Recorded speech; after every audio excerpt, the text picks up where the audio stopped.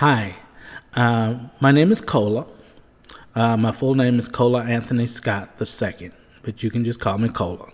I'm a writer. I wrote the book behind me here titled Pieces of Life, Memoir and Selected Works. And the reason I'm doing this podcast and the reason I wrote the book is because there was something I felt I needed to and I wanted to celebrate. And I didn't really know how to do that. So I'm hoping that this is something that I felt I needed to do. We'll just leave it like that. And now, before we go any further, this is my first time doing something like this, doing a podcast, and I'm not exactly sure if my lighting is right. I'm not sure if my sound is right. I'm not sure if I'm speaking correctly. I'm not sure a lot of things.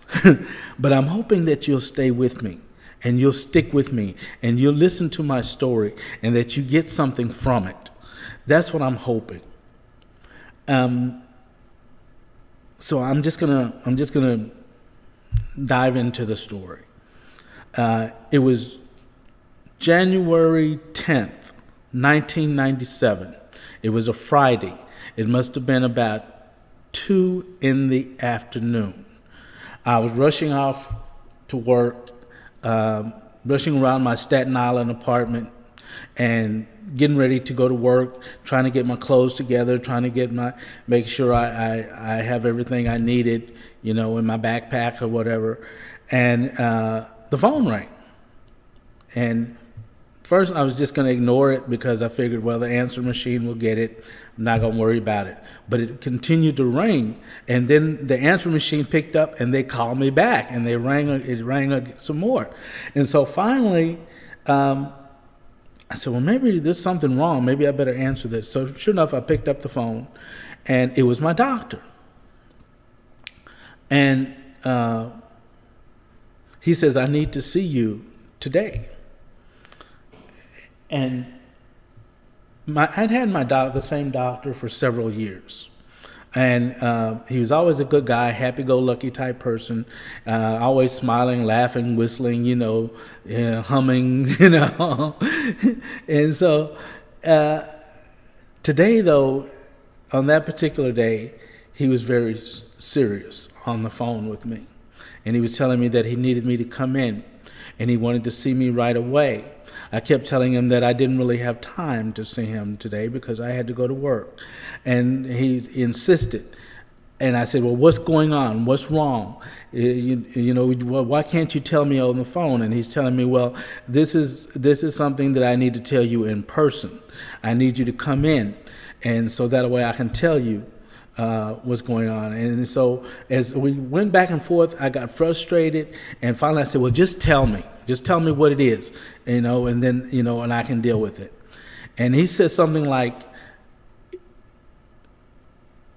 the test has changed. And I'm like, well, what do you mean? What are you talking about? He says, it was negative before, but now it's positive. I'm like, what the heck are you talking about? And I had forgotten that back then, the place where I worked, that they had required everybody, to take a medical exam. It was just part of the job. You take a medical exam, and during that medical exam, they ask you, they don't require you, they ask you, would you like to take an HIV test? And I said, I've always said, yeah, I've always taken the HIV test, and there was no problem. It was always good. It was no good negative result.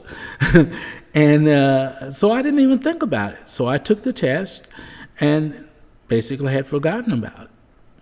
And so now he's on the phone, and he tells me, you tested positive for HIV. And I was a little stunned, and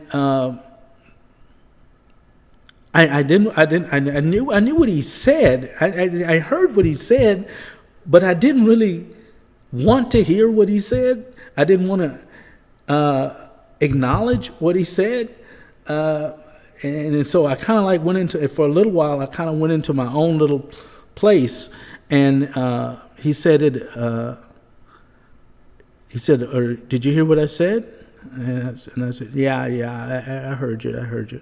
I said, well, what do I need to do? And he said, well, come into the office. And so I agreed to go into the office the next day. Now, the first thing I did after I hung up with the doctor was I called my mother. And I didn't really, not to tell her what was going on or anything like that, I just needed to hear her voice. Because I knew once I heard that voice, I could handle it. I could handle whatever was going to come my way as long as I heard her voice. So I called her up and I asked, how you doing? She says, I'm doing okay. How you doing? I'm doing okay too. And with a little conversation, only about 2 or 3 minutes. But I had gotten what I needed. I heard that voice. And so as I started out to work, and it was too late to call in or anything like that, so I was going to go to work. I started out to work, and as soon as I walked out the door, the sunlight was absolutely brilliant. It was beautiful. The sky was pretty much clear. It was blue. It was like bluer than blue. And the few clouds that were there, they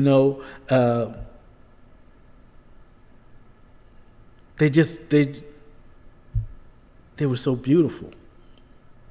Everything, the grass reminded me of why green was my favorite color. Every tree seemed to have its own personality. The breeze felt smooth and soft. Like all these things were taking place around me, and it was the first time I had ever seen them. And it was like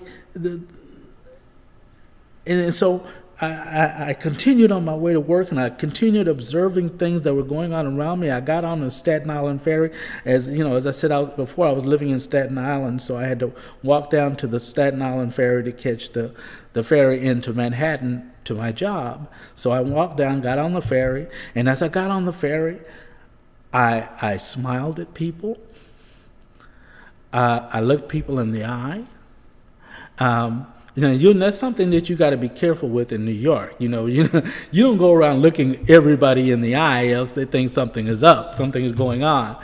And they could change your mind about doing something like that. And so, but this particular day, I felt like I had something to share. I wanted to share my heart, and so. I got into work that day, and my coworkers, I didn't tell anybody anything about what was going on.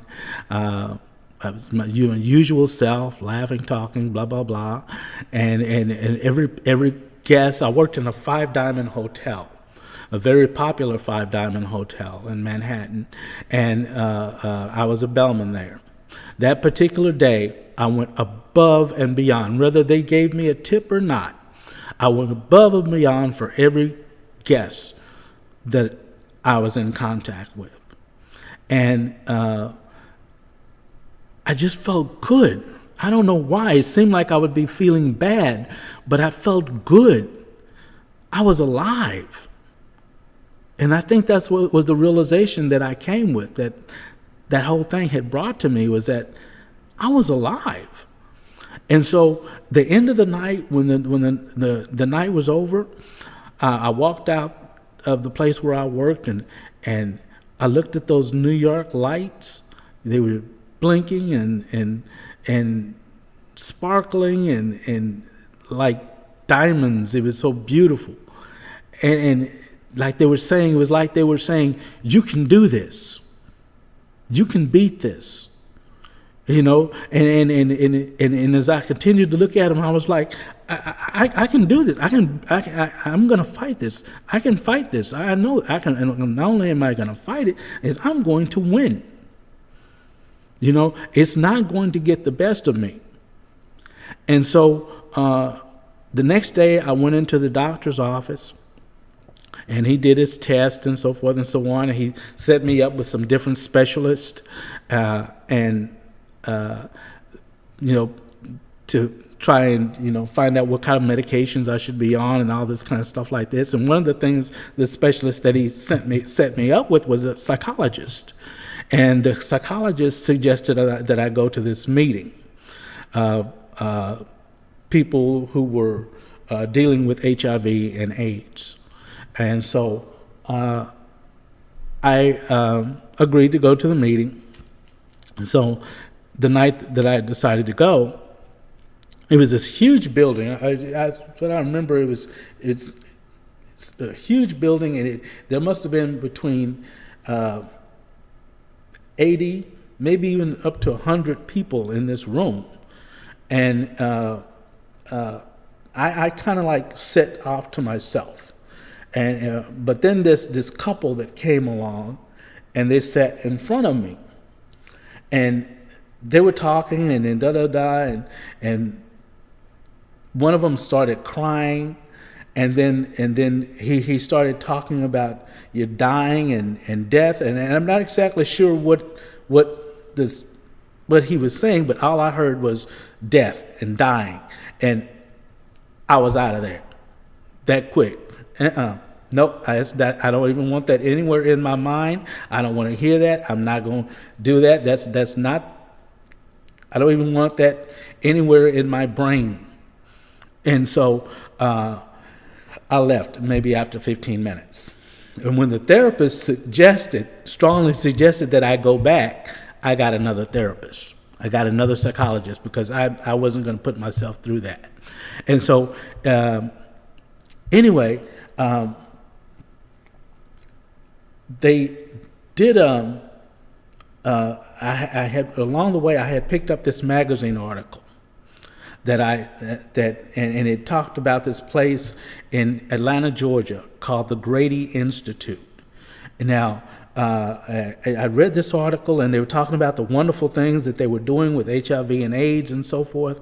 And so I read the article on the way home from work one night, and then in the middle of the night, I got up and I read the article again. That next morning, early morning, I looked over the article again. I got up, I threw some clothes and some other things into a duffel bag, and I went and got on a Greyhound bus to Atlanta, Georgia, to find the Grady Institute. You know, I left behind my family, I left behind my friends, I left behind my home and everything in my home. I left behind my job. I left behind everything just like that. And because I felt like I had to save my life. And so when I got to Atlanta, it was a holiday. And so when I went to the Grady Institute, you know, they couldn't see me right then and there because there was nobody available. But she told me, the receptionist told me to come back the next day. I went back the next day. They set me up with a doctor and everything like that. And within 3 months, I was non-detectable. You know, they couldn't find the virus in my body anymore. You know, and